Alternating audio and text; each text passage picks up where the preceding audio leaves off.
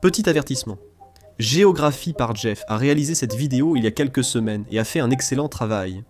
Mais je voulais donner ma propre version de ce redécoupage des frontières. Les frontières des États des États-Unis ne sont pas toutes mauvaises. Celles de la côte Est sont plutôt correctes, sans doute car plus anciennes, tracées selon les limites des provinces britanniques et autres colonies européennes. Mais à mesure qu'on va vers l'Ouest, il semble que les critères pour les tracer deviennent assez difficiles à comprendre. Des lignes droites et mortes qui traversent des montagnes, des déserts ou des vallées fluviales, jusqu'à d'étranges incompatibilités culturelles créées par d'anciennes revendications coloniales ou par un compromis politique étrange. La carte des États-Unis est remplie de ces frontières internes étranges qui défient la logique, la géographie, l'écologie, la culture et même les raisons économiques. Et si on les changeait ?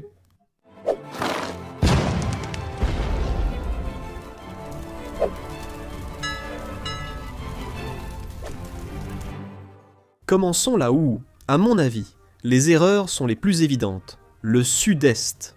L'injustice la plus flagrante pour moi, c'est la bande de Floride, qui s'étend de Pensacola jusqu'à la rivière Apalachicola. Cette région a plus de points communs, sur le plan culturel et économique, avec le sud de l'Alabama et du Mississippi, qu'avec Miami ou Orlando. Ce ne sont pas des stations balnéaires ou des communautés de retraités. Ce sont des villes du sud profond, plus proches de Mobile que de Miami. Donc, sur notre carte réimaginée, la Floride occidentale est séparée de la Floride, et la partie ouest est attribuée au Mississippi, tandis que la partie centrale de la Panhandle, y compris Destin et Pensacola elle-même, revient à l'Alabama. Cela donne aux deux États un littoral supplémentaire bien nécessaire, améliore la cohésion régionale et rend la Floride plus unifiée. En tant que péninsule culturellement et économiquement distincte, l'Alabama, qui possède désormais un littoral plus respectable, n'a pas besoin d'autres changements, à mon avis. Mais son État voisin, la Géorgie, en a besoin. Le fleuve Savannah devrait constituer une frontière plus naturelle et cohérente entre la Géorgie et la Caroline du Sud. Pendant ce temps, son extrémité nord-ouest, qui s'avance maladroitement dans les Appalaches, serait mieux desservie en rejoignant le Tennessee. Reflétant la topographie commune et la culture rurale de la région, la Louisiane bénéficie également de quelques ajustements petits, mais significatifs. Le fleuve Mississippi devrait marquer toute sa frontière est. D'un autre côté, la région du Purchase dans l'ouest du Kentucky, qui semble maladroitement rattachée à l'État, pourrait être intégrée au Missouri, où elle s'intégrerait plus naturellement à l'économie du fleuve Mississippi. En remontant vers le nord, dans le Midwest, le terrain devient plus plat, mais les frontières des États restent rigides et arbitraires. L'Illinois, par exemple, est en réalité composé de deux États, une métropole autour de Chicago et une région rurale au sud, que l'on peut appeler la Petite Égypte. Le croissant du sud a bien plus en commun avec le Missouri ou l'ouest du Kentucky qu'avec le nord urbain de l'Illinois. En transférant cette région, l'Illinois pourrait se concentrer sur son noyau urbain et industriel. Et pendant ce temps, le nord-ouest de l'Indiana.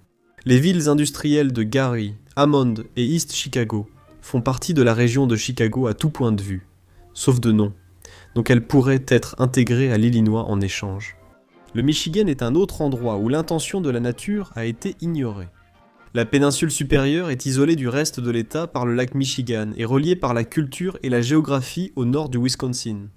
Alors donnons cette péninsule urbaine au Wisconsin, ce qui résout l'un des problèmes de contiguïté les plus étranges de la carte, et donne au Wisconsin le contrôle total de la rive nord du lac. La péninsule inférieure du Michigan reste intacte et plus unifiée. Et puisque nous parlons des Grands Lacs, parlons de l'Ohio. Son coin sud-est se fond parfaitement dans la région des Appalaches, partageant plus de points communs avec la Virginie occidentale qu'avec le couloir Columbus-Cleveland. Ces comtés peuvent être réaffectés à la Virginie occidentale, un État qui, sous nos nouvelles frontières, s'étend également pour inclure l'ouest du Maryland et des parties de l'est du Kentucky, le consolidant ainsi comme un État entièrement appalachien. En parlant du Maryland, c'est un cas de frontière étrange. L'ouest du Maryland est des montagneux, et politiquement distinct de Baltimore. Sa population est clairsemée, et partage les mêmes valeurs que la Virginie occidentale voisine. Alors, attribuons-la à cet État. Pendant ce temps, la côte du Maryland est plate, côtière et rurale, ayant plus de points communs avec le sud du Delaware qu'avec les banlieues de Washington. Alors, regroupons-la avec la moitié sud du Delaware pour créer un État cohérent appelé Delmarvis. Le nord du Delaware, véritable banlieue de Philadelphie, touche la Pennsylvanie. C'est dans le corridor du nord-est que les choses se compliquent. Le New Jersey est un exemple classique d'État divisé. Le nord s'identifie à New York, le sud à Philadelphie. Donc, sur notre carte corrigée, cette division devient officielle. Le nord du New Jersey rejoint l'État de New York, tandis que le sud du New Jersey est absorbé par la Pennsylvanie. Cela place New York dans une position intéressante. Depuis longtemps, c'est en réalité deux États, la mégalopole urbaine, mondialisée et diverse de New York City, et le nord de l'État, plus rural et au rythme de vie plus lent. Alors, formalisons cette division en faisant de New York City et de ses banlieues immédiates leur propre État.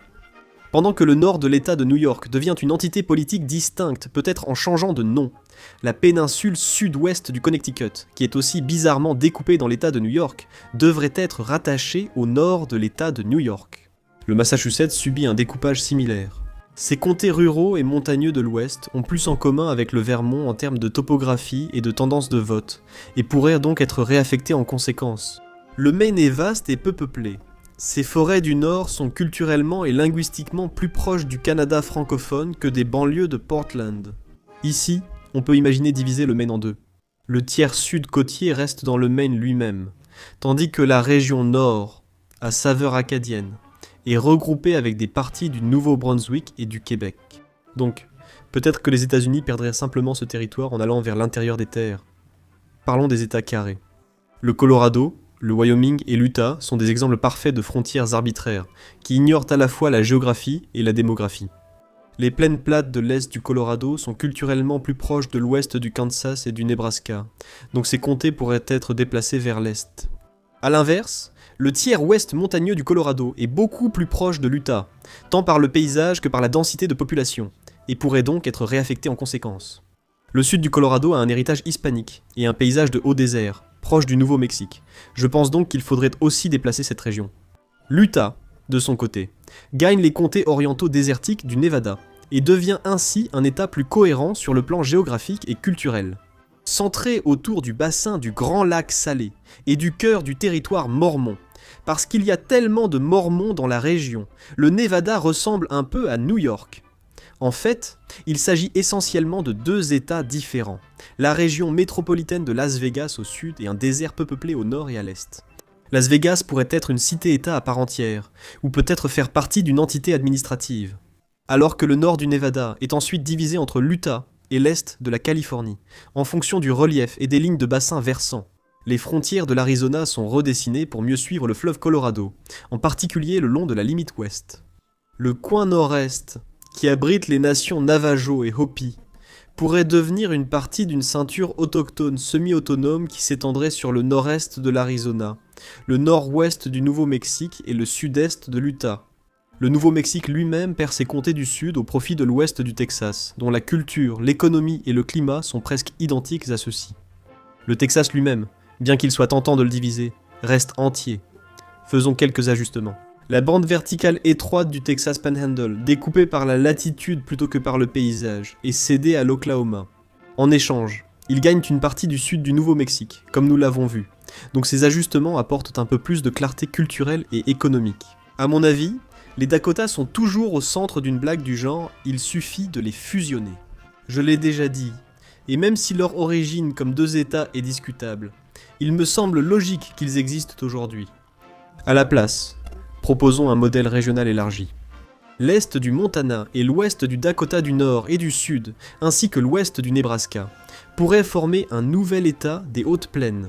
La région est vaste, rurale, et fait face à des défis climatiques et économiques uniques que les frontières actuelles des États n'aident pas à résoudre.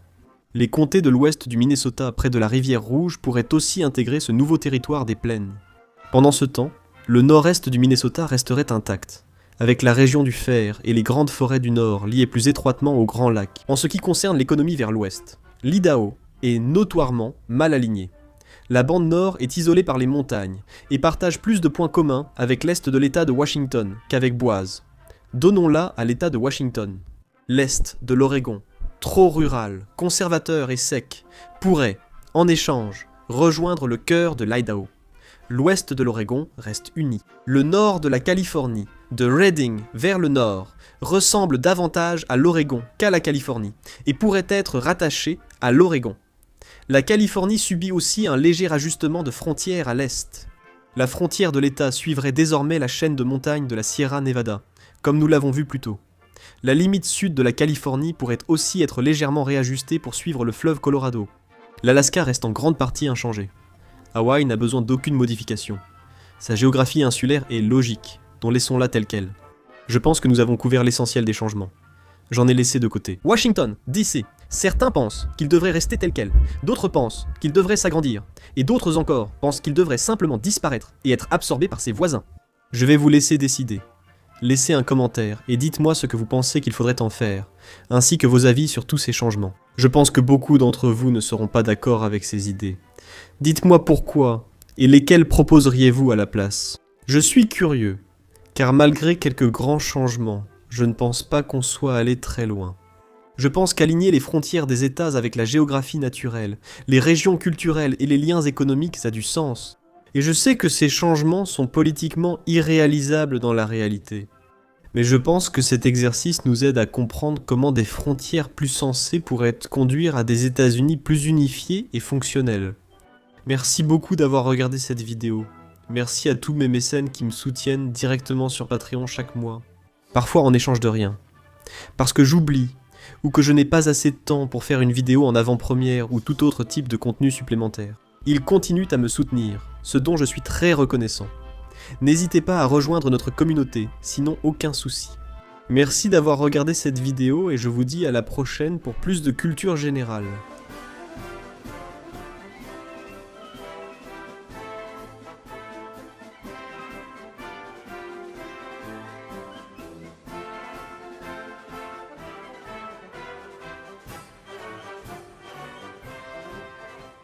Les voisins déménagent, j'ai des travaux chez moi, c'est vraiment le bazar. L'angle a été légèrement différent si vous le remarquez, et il fait tellement chaud. Je n'ai qu'une gourde, pas de tasse à emporter à montrer. Non, c'est de la publicité gratuite. Il faut rester hydraté car il fait très chaud. Pourtant je ne bois même pas d'eau.